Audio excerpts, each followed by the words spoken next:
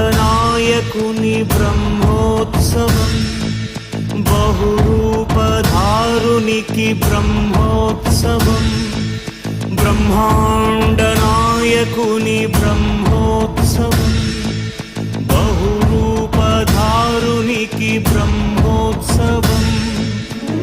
శ్రీభూసతులతో శరణాగతులతో, శ్రీభూసతులతో శరణాగతులతో, ఏడు కొండల పైన చక్కగా బ్రహ్మరూపునికి